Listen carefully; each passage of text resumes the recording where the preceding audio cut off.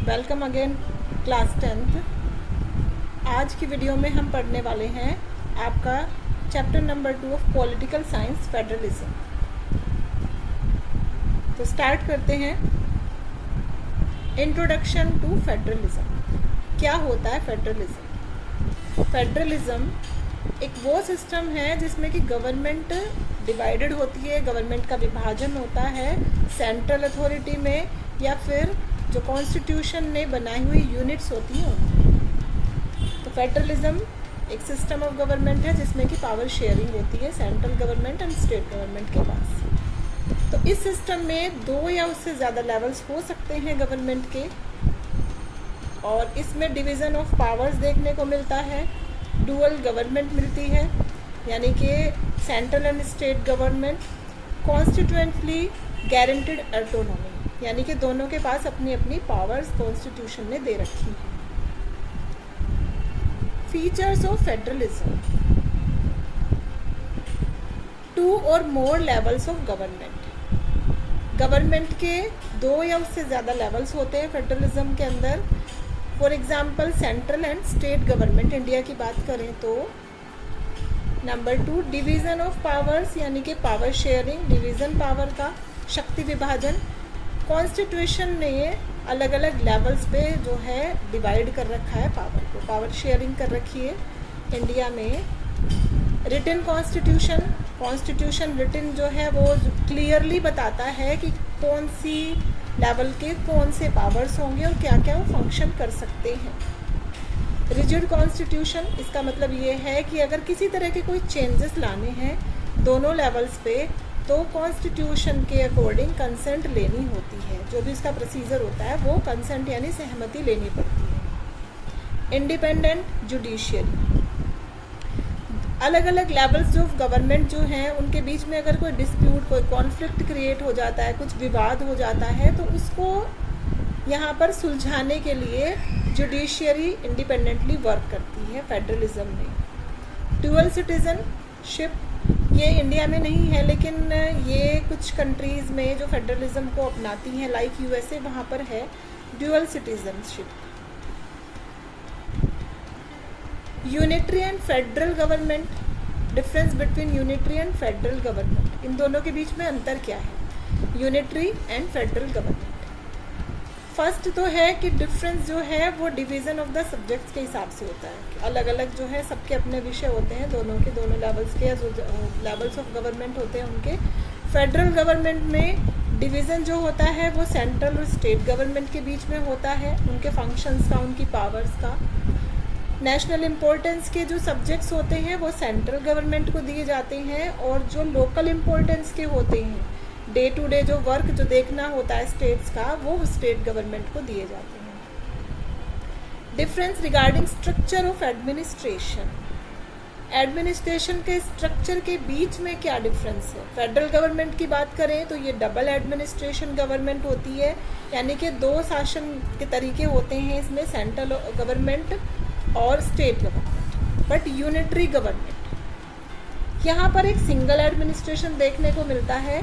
जैसे कि central government जो है, प्रोविंसेस के पास कोई जो स्टेट्स हैं या जो रियासतें हैं, जो यूनिट्स हैं, उनके पास कोई सेपरेट उनकी गवर्नमेंट नहीं होती है, तो सेंट्रल गवर्नमेंट के पास ही सारी पावर्स होती हैं।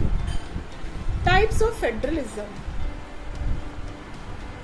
यहाँ देखें, first type is coming together federation and second is holding together federation. तो इनको कमिंग टुगेदर फेडरेशन में देखें तो इंडिपेंडेंट स्टेट्स जो होती हैं वो एक यूनियन में आती हैं, एक यूनियन के फॉर्म में होती हैं। कमिंग टुगेदर में ये जो होता है, इसमें इंडिपेंडेंट स्टेट एक साथ आती हैं और अपनी एक बड़ी यूनिट बनाती है, तो इस तरह की इसको कहते हैं कमिंग टुगेदर, यानी एक साथ जो है वो फेडरेशन बनाती हैं अपनी। ये ज़्यादातर देखने में आता है यूएसए, स्विट्ज़रलैंड एंड ऑस्ट्रेलिया के अंदर। होल्डिंग टुगेदर फेडरेशन, इसके अंदर क्या होता है, जो बड़ी बड़ी कंट्रीज़ होती हैं वो डिसाइड करती हैं कि पावर को डिवाइड कर दिया जाए कॉन्स्टिट्यूएंट स्टेट्स और नेशनल गवर्नमेंट के हिसाब से। अब इसमें हम इंडिया में इसी तरह का सीन देखते हैं। इंडिया, बेल्जियम, स्पेन, यहाँ पर पावर डिवीज़न कर दिया जाता है। तो इस तरह वो फेडरलिज्म को बोलते हैं होल्डिंग टुगेदर फेडरेशन। इंडिया एक होल्डिंग टुगेदर फेडरेशन कंट्री है। Division of powers, 7th schedule जो कॉन्स्टिट्यूशन का है उसके अंडर डिवीज़न ऑफ पावर्स करी गई है, शक्ति विभाजन किया गया है।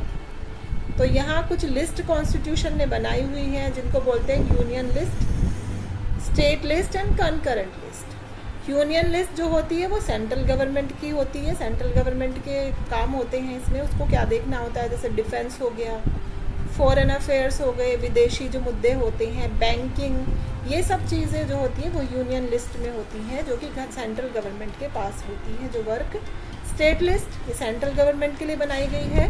पुलिस, ट्रेड, एग्रीकल्चर मतलब खेती बाड़ी, एजुकेशन, शिक्षा, फॉरेस्ट, मैरिजेस वगैरह, ये सारी जो है ये देखनी होती हैं।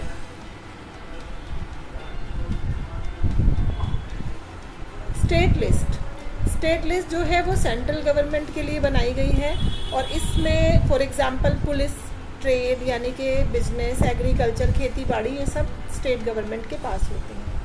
नेक्स्ट इज कंकरेंट लिस्ट, जो कि दोनों की शेयरिंग होती है, दोनों के पास इसका अधिकार होता है, लाइक एजुकेशन, फॉरेस्ट, मैरिज, ये सब इश्यूज जो होते हैं वो दोनों ही हैंडल करते हैं। दोनों मतलब union and state government, central and state government दोनों देखती है। इन केस ऑफ कॉन्फ्लिक्ट, अगर किसी तरह का कोई विवाद आ जाता है कंकरेंट लिस्ट में तो यूनियन लॉ बनाया जाता है। फेडरलिज्म इन इंडिया, इंडिया एक क्वासी फेडरल स्ट्रक्चर की है जिसमें कि क्या होता है ये कि एक स्ट्रॉन्ग सेंटर होता है और कुछ फीचर्स जो होती हैं इसकी सेंटर की वो फेडरलिज्म की तरह से होती हैं। पावर जो होती है वो स्टेट गवर्नमेंट के पास भी होती है। 3 लेवल्स ऑफ गवर्नमेंट इंडिया की बात कर रहे हैं हम। फर्स्ट है हमारा सेंट्रल गवर्नमेंट इंडिया में, स्टेट गवर्नमेंट होती है, देन होती है लोकल गवर्नमेंट। और ये लोकल गवर्नमेंट जो है वो 73 एंड 74th अमेंडमेंट जो किया गया था कॉन्स्टिट्यूशन में तब से लाई गई थी लोकल गवर्नमेंट, ऐड किया गया था कॉन्स्टिट्यूशन में। How is federalism practised in India, India में फेडरलिज्म को कैसे चलाया जाता है। लिंग्विस्टिक स्टेट्स, तो लिंग्विस्टिक यानी भाषाई जो स्टेट बनी है उसके अकॉर्डिंग चलाया जाता है इंडिया में। लिंग्विस्टिक स्टेट्स बनाई गई, तो कुछ स्टेट्स का फॉर्मेशन किया गया इंडिपेंडेंट होने के बाद। जब हमारे देश को आज़ादी मिल गई 1950 में, तो अलग अलग जो पुरानी स्टेट्स हुआ करती थी उनकी बाउंड्रीज जो है वो चेंज कर दी गई। नई स्टेट्स बनाने के लिए उनकी बाउंड्रीज को चेंज कर दिया गया। इस एक्सपेरिमेंट को कई बार किया गया। इवन जो 3 न्यू स्टेट्स आपने सुनी हैं लाइक उत्तराखंड, झारखंड, छत्तीसगढ़, जो कि नवंबर 2000 में बनाई गई थी, ये इसी लिंग्विस्टिक बेस पर बनाई गई है। छत्तीसगढ़ नवंबर 2000 में बनाए गए ये तीनों स्टेट। तो ऐसा क्यों किया गया, ये ऐसा इसलिए किया गया ताकि जो लोग यहाँ पर रह रहे थे उनकी जो बोली है, उनकी जो भाषा है सेम है, एक जैसा कॉमन कल्चर है और ज्योग्राफी लगभग सेम सी है। जो लोग यहाँ पर रहते हैं तो वो जो है यहाँ सही से कंफर्टेबली वो रह सके। तो कुछ नेशनल लीडर्स को डर था कि इससे क्या होगा कि कंट्री की जो डिसइंटीग्रेशन है, जो एक हमारी अखंडता है, उसको नुकसान पहुँच सकता है अगर इस तरह से किया जाए। लेकिन इससे क्या होता है कि हमारा जो शासन व्यवस्था होती है, एडमिनिस्ट्रेशन होता है, वो ईजी हो जाता है। तो उस हिसाब से जो है लिंग्विस्टिक बेस पर गवर्नमेंट, लिंग्विस्टिक बेस पर स्टेट्स को फॉर्मेशन कर दिया गया। नेक्स्ट आती है लैंग्वेज पॉलिसी। लैंग्वेज पॉलिसी में क्या है कि कोई भी नेशनल लैंग्वेज जो है, हिंदी ऑफिशियल लैंग्वेज है, इंग्लिश जो है एसोसिएट ऑफिशियल लैंग्वेज है, कोई नेशनल लैंग्वेज नहीं बनाई गई इंडिया में। तो 1956 में एक एक्ट पास किया गया श्रीलंकन गवर्नमेंट के द्वारा, जिसमें कि सिन्हला उन्होंने जो है एक ऑफिशियल लैंग्वेज अपने डिक्लेयर कर दी थी।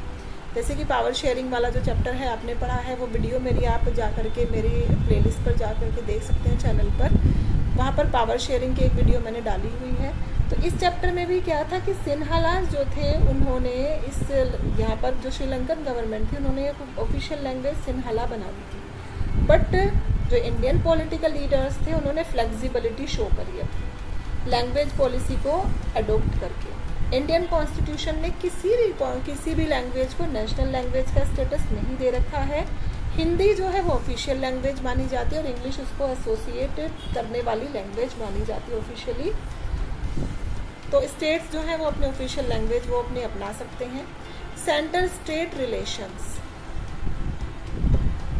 जो सेंट्रली डोमिनेटेड थे पहले 1990 तक, यहाँ पर कोलेशन एरा था, ज़्यादातर जो पावर्स थी वो स्टेट्स के पास थी 1990 तक। तो सेंट्रल स्टेट रिलेशन बने रहे।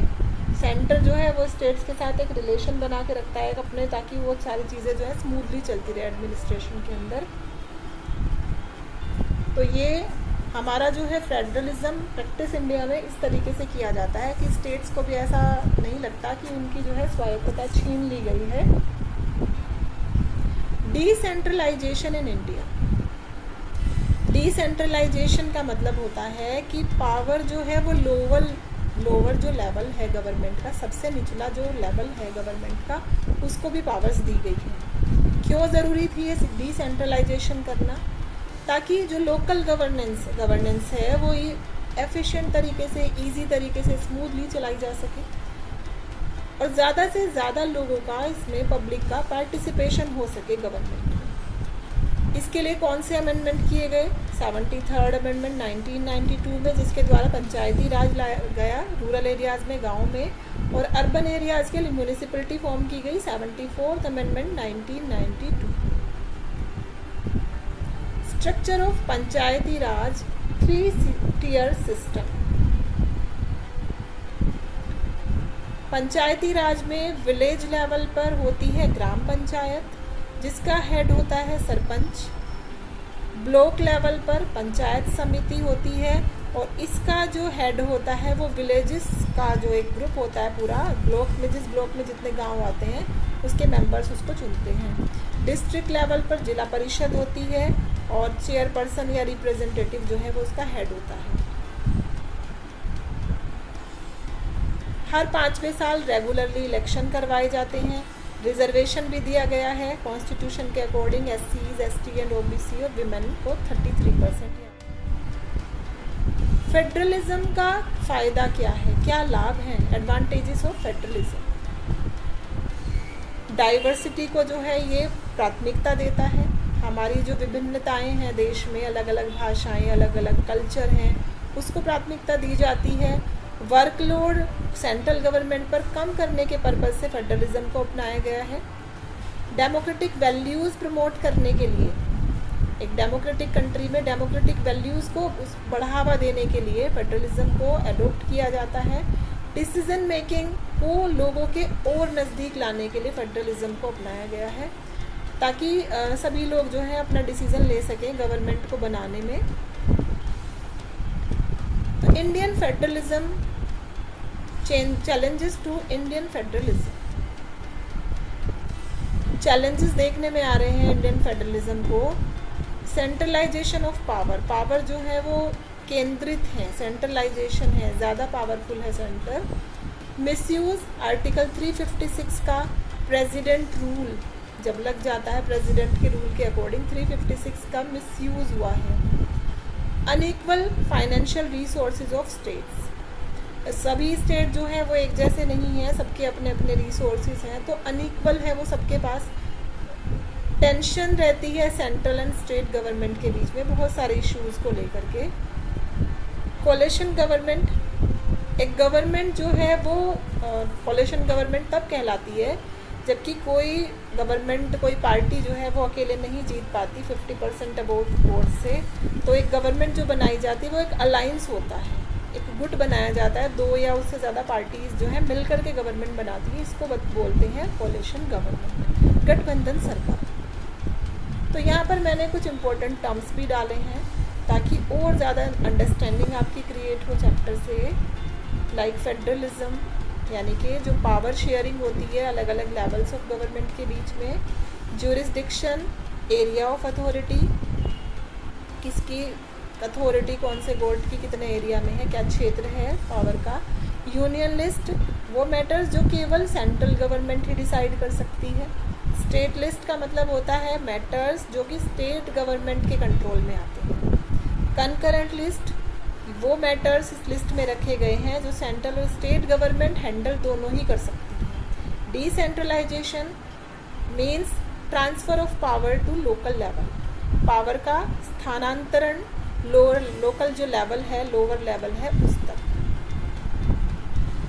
अब फटाफट से क्विक रिवीजन कर लेते हैं, क्विक रिवीजन पॉइंट्स देख लेते हैं लास्ट मिनट के लिए आपके। 1 मिनट के अंदर देखते हैं इसको। फेडरलिज्म मतलब power sharing. India federal but unitary tilt, unitary tilt की तरफ भी झुकाव है। 7th शेड्यूल यानी कि पावर डिवीज़न वाला schedule. 73 and 74th amendment local government के लिए बनाया गया था। लैंग्वेज पॉलिसी यानी कि कोई नेशनल लैंग्वेज नहीं है। तो वीडियो कैसी लगी आप कमेंट के माध्यम से मुझे बताएं ज़रूर, और आगे वीडियो आपको किस टॉपिक पर चाहिए इसके लिए मुझे कमेंट करके बताएं। इसी तरह सीखो, समझो और आगे बढ़ो। Thanks for watching.